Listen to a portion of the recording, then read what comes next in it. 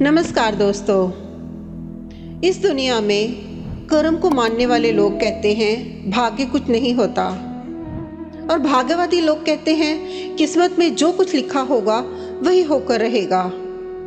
यानी इंसान कर्म और भाग्य इन दो बिंदुओं की धुरी पर घूमता रहता है और एक दिन इस जग को अलविदा कहकर चला जाता है।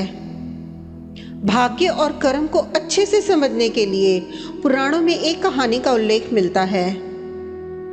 एक बार देव ऋषि नारद जी बैकुंठ धाम गए। वहां उन्होंने भगवान विष्णु का नमन किया। नारद जी ने श्री हरि से कहा, प्रभु, पृथ्वी पर पाप का प्रभाव कम हो रहा है।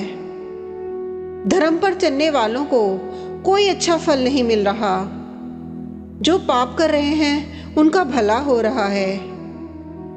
तब श्री हरि ने कहा, ऐसा नहीं है देव ऋषि, जो भी हो रहा है सब नियति के जरिए हो रहा है। नारद बोले, मैं तो देखकर आ रहा हूँ, पापियों को अच्छा फल मिल रहा है और भला करने वाले, धर्म के रास्ते पर चलने वाले लोगों को बुरा फल मिल रहा है। भगवान ने कहा, कोई ऐसी घटना बताओ। नारद ने कहा, अभी मैं एक जंगल से आ रहा हूँ। वहां एक गाय दलदल में फंसी हुई थी। कोई उसे बचाने वाला नहीं था। तभी एक चोर उधर से गुजरा। गाय को फंसा हुआ देखकर भी नहीं रुका। वह उस पर पैर रखकर दलदल लांघकर निकल गया। आगे जाकर चोर को सोने की मोहरों से भरी एक थैली मिली। थोड़ी देर बाद वहां से एक वृद्ध साधु गुजरा। उसने उस गाय को बचाने की पूरी कोशिश की। पूरे शरीर का जोर लगाकर उस गाय को बचा लिया। लेकिन मैंने देखा कि गाय को दलदल से निकालने के बाद वह साधु आगे गया तो एक गड्ढे में गिर गया। प्रभु, बताइए ये कौन सा न्याय है? नारद जी की बात सुन के प्रभु बोले, यह सही ही हुआ नारद। जो चोर गाय पर पैर रखकर भाग गया था उसकी किस्मत में तो एक खजाना था, लेकिन उसके इस पाप के कारण उसे केवल कुछ मोहरें ही मिली। वहीं उस साधु को गड्ढे में इसलिए गिरना पड़ा क्योंकि उसके भाग्य में मृत्यु लिखी थी। लेकिन गाय को बचाने के कारण उसके पुण्य बढ़ गए और उसकी मृत्यु एक छोटी सी चोट में बदल गई। इंसान के कर्म से उसका भाग्य तय होता है। इंसान को कर्म करते रहना चाहिए, क्योंकि कर्म से भाग्य बदला जा सकता है। दोस्तों, ऐसी ही एक और कहानी है जिसमें समय से पहले और भाग्य से ज़्यादा इंसान को कभी कुछ भी नहीं मिलता। सुनिए।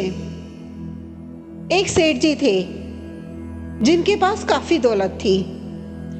सेठ जी ने अपनी बेटी की शादी एक बड़े घर में की थी, परंतु बेटी के भाग्य में सुख ना होने के कारण उसका पति जुआरी शराबी निकल गया, जिससे सब धन समाप्त हो गया। बेटी की यह हालत देखकर सेठानी जी रोज सेठ जी से कहती कि आप दुनिया की मदद करते हो, मगर अपनी बेटी की परेशानी को देखते हुए भी आप उसकी मदद क्यों नहीं करते? सेठ जी कहते हैं कि जब उनका भाग्योदय होगा तो अपने आप सब मदद करने को तैयार हो जाएंगे। एक दिन सेठ जी घर से बाहर गए थे कि तभी उनका दामाद घर आ गया। सास ने दामाद का आदर सत्कार किया और बेटी की मदद करने का विचार उसके मन में आया कि क्यों ना मोतीचूर के लड्डुओं में अशरफियां रख दी जाएं। यह सोचकर सास ने लड्डुओं के बीच में अशरफियां दबाकर रख दी और दामाद को टीका लगाकर विदा करते समय 5 किलो शुद्ध देसी घी के लड्डू जिनमें अशरफियां थीं दे दी। दामाद लड्डू लेकर घर से चला गया।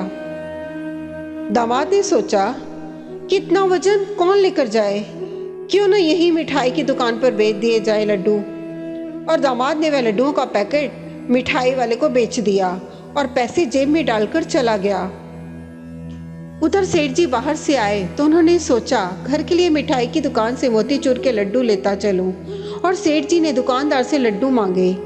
मिठाई वाले ने वही लड्डू का पैकेट सेठ जी को वापस बेच दिया।